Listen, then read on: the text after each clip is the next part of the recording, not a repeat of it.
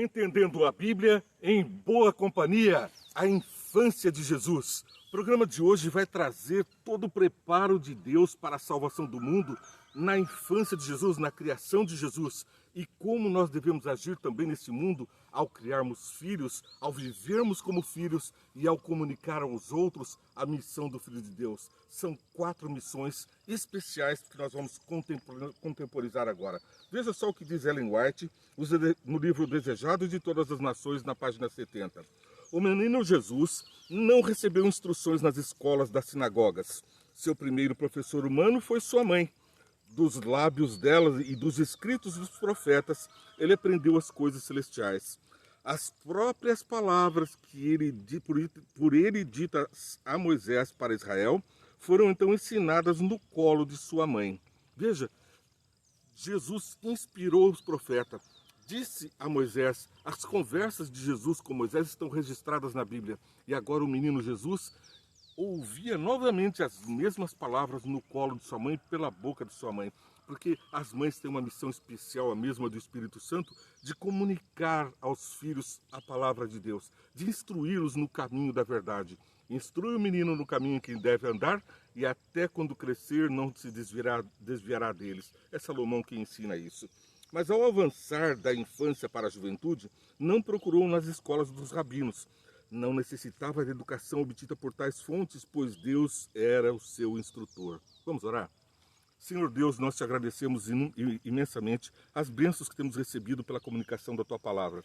Pedimos que ela frutifique em nós, seus filhos, para alcançar ao mundo com a mensagem de salvação do Teu Filho amado. E que nós possamos, assim agindo, transmitir bênçãos uns aos outros para a Tua plena compreensão nessa terra, para a compreensão da Tua Palavra nessa terra, em nome de Jesus. Amém. Ao contemporizarmos, então, essas palavras, vamos trazê-las comparando com os textos bíblicos. Veja, Jesus foi criado justamente num ambiente especial. Não era o Éden, o lugar que agora o novo Adão crescia. Ele já estava vivendo num mundo de pecado por 2000 anos. O pecado surgiu no Éden por Adão, e agora o novo Adão nascia Jesus. Ele, filho do Espírito Santo e de Maria, agora tinha um outro milagre. O milagre da união do divino com o humano. Deus se fez carne através de Maria. Que privilégio nosso termos um Deus tão amoroso que deixa a glória dos céus de ser adorado por anjos, de ser o comunicador de vida do universo, e presta atenção em você aqui nesse planeta. Ele vem e se faz homem e faz por nós a obra da salvação. Veja só, os discípulos de Jesus conviveram com ele. E Mateus registrou muito da história de Jesus, como nós lemos lá em Mateus, no capítulo 1. Mateus começa dando a genealogia de Jesus, os antepassados de Jesus. E vamos perceber que a história de Jesus não é uma história de santidade constante nos seus antepassados. Entre os seus antepassados, ele que era conhecido como filho de Davi, vamos ver aqui capítulo 1, no verso 5. Salmão gerou Boaz, cuja mãe foi Raabe. Aqui vai dizendo todos os antepassados de Jesus. E nós vemos que Boaz foi então e Raabe. Quem era Raabe? Raabe é a prostituta, aquela que estava lá no morro, no paredão da cidade inimiga de Deus, aquela cidade que ruiu. Ela pediu socorro aos profetas, ela se converteu e disse: o Senhor está com vocês, eu quero estar entre vocês. Então ela sai do povo e adere ao povo de Deus. E então aquela prostituta passa a ser agora pessoa da genealogia de Jesus, uma antecedente de Jesus. Jesus, a estrela de Davi, pois ela continua na nossa genealogia, no verso 10. Verso 10 diz o seguinte: Ezequias gerou Manassés, Manassés gerou Amon. Lembra Manassés, o homem da longa vida? O homem que, com os registros na Bíblia, é um homem que viveu muito, mas temos o exílio, no verso 11. E Josias gerou Jaconias e seus irmãos, o templo do exílio de Babilônia. Os antepassados de Jesus foram escravizados lá em Babilônia, sofreram as influências daquela confusão religiosa que era a Babilônia. Foram perseguidos e depois veio então, depois do exílio babilônico, o verso 18. Foi assim o nascimento de Jesus Cristo. Maria, sua mãe, estava prometida em casamento a José, mas antes que se unissem, achou-se grávida pelo Espírito Santo. Que pânico, hein? Uma mocinha estava grávida sem ter conhecido o varão, sem ter praticado nenhum ato sexual, nada que pudesse ter uma origem humana, vem do Espírito Santo, o Filho de Deus. E ela agora estava em apuros. Veja só. Por ser José, seu marido, um homem justo, e não querendo expô-la à desonra pública, pretendia anular o casamento secretamente. José, um homem justo e bom. Então a escolha de Deus na terra para os filhos, Jesus escolheu para seus pais aqui na terra, Maria, uma moça que aceitou a missão, uma moça que aceitou toda a vergonha de ser chamada uma grávida que estava moça ainda sem casamento. Mas José, ele também aceitou a mesma missão. Ele agora se casa com uma moça que seria mal falada. E ele estava então no seu coração não querendo expor Maria, não queria acusar o pecado de Maria. Ele já era pai de Jesus, ele estava tentando amenizar a situação. Ele estava sendo o padrasto de Jesus na medida em que agia também. Esse agir de José era então passado também a Jesus, na educação de Jesus, de não expor os pecados, mas antes de interceder, de tentar amenizar, de tentar purificar a situação. No verso 19, por ser José justo, marido de Maria, então ele pretendia fazer tudo em segredo para não expor Maria. Mas depois vejam o verso 20. Mas depois de ter pensado nisso, apareceu-lhe um anjo do Senhor em sonho e disse: José, filho de Davi, não tema receber Maria como sua esposa, pois o que nela foi gerado procede do Espírito Santo. Então, quando nós recebemos a missão, também recebemos o Espírito Santo. José recebeu então Maria porque era gerado pelo Espírito, e aí veio então a missão de Jesus. Ela dará à luz um filho e você deverá dar-lhe o nome de Jesus, porque ele salvará seu povo dos seus pecados. Tudo isso aconteceu para que se cumprisse o que disse. O que disse? A vontade da salvação, a vontade de Deus na salvação do homem. O que disse o profeta: a virgem ficará grávida e dará à luz um filho e se chamarão Emanuel, o que significa Deus conosco. Quando nós aceitamos a missão de Deus, quando um anjo te comunica a palavra da verdade, você aceita, você passa a viver de acordo com a vida do Espírito Santo.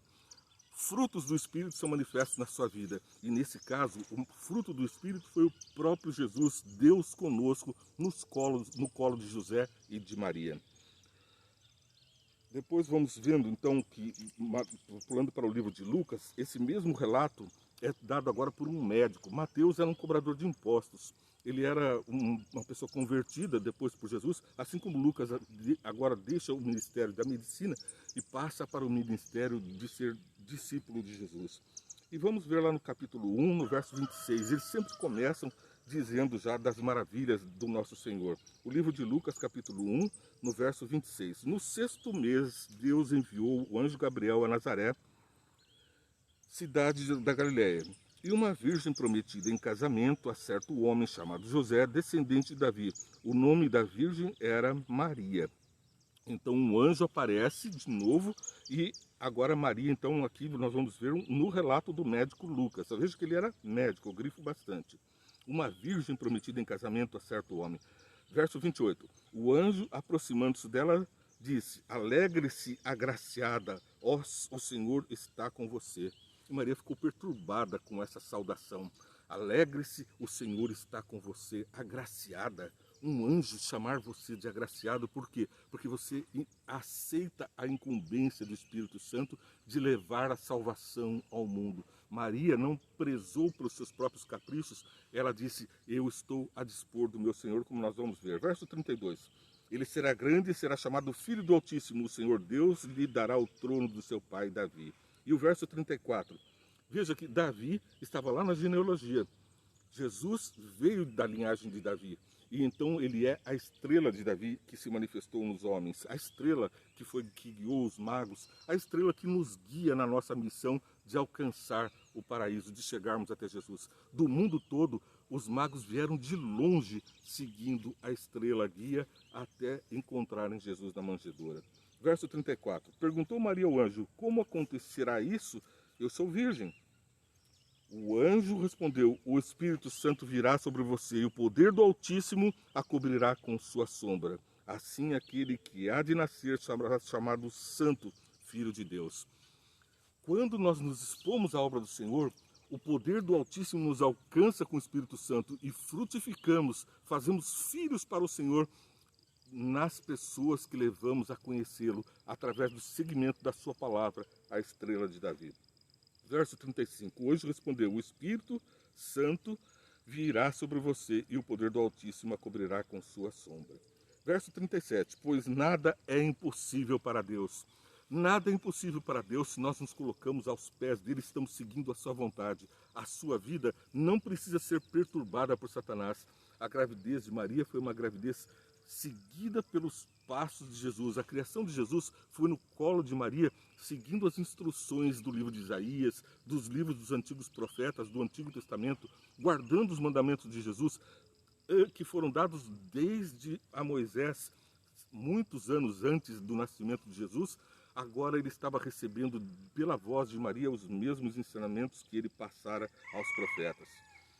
Pois vamos ao verso 38. Respondeu Maria: sou serva do Senhor, que aconteça comigo conforme a sua palavra. Aceitou a missão.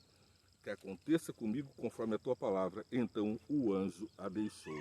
O anjo a deixou e quem estava com ela agora era Jesus. No seu ventre multiplicavam as bênçãos para aquela família que já começava a ser comunicada com o céu pelas palavras do Pai, do anjo e depois pelas primeiras palavras balbuciadas por Jesus.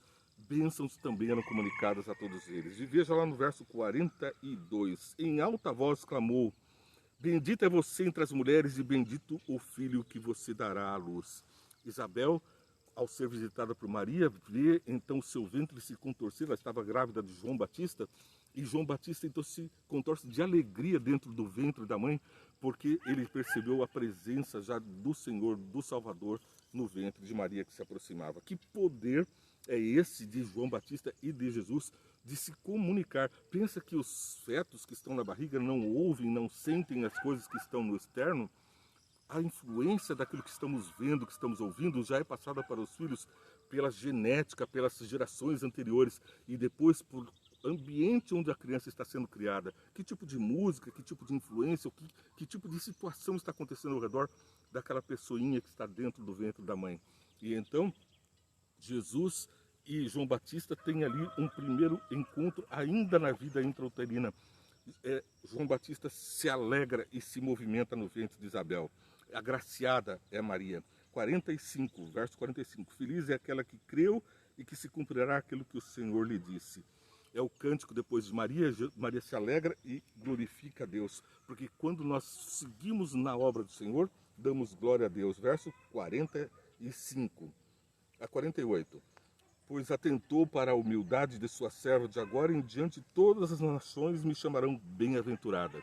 Não é só Maria que é bem-aventurada por ter o Filho de Deus no seu ventre.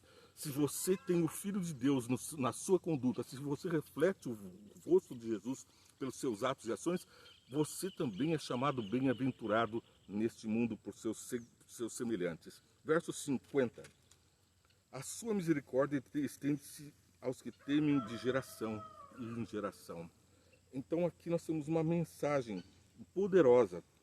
Qual é a mensagem? Que a misericórdia de Deus se estende de geração em geração para aqueles que o amam. Não é a promessa que está lá nos mandamentos de Deus no Êxodo capítulo 20, do verso 5, no verso e aqueles versos que seguem, porque a misericórdia de Deus é para 1000 gerações. A maldição se finda até a 3ª e 4ª geração, porque Deus, na vida do não crente, ela muda o destino. Mudou o destino de Raabe, mudou o destino dos antecedentes de Jesus. Todos os antecedentes foram abençoados pela presença do Espírito Santo, aceitando a comunhão com Deus. E depois que nós aceitamos a comunhão e a missão, somos abençoados pela presença do Espírito, temos a vida transformada e frutos seguem da nossa vida para sempre. Ao compreendermos essa palavra, temos que levá-la ao coração das outras pessoas. O programa Vem e Entende vai ao ar às 9 horas, mas não perca o programa 5 Minutos Vem e Entende, que traz o resumo dessa programação. Você assiste, curte e compartilha esses programas e assim estará espalhando a mensagem de Deus ao mundo. Que Deus abençoe muito a você, a sua família. É o que eu oro, para que Deus te guarde e te livre em todos os seus caminhos, abençoe as tuas escolhas e que siga em paz por um caminho de boas veredas.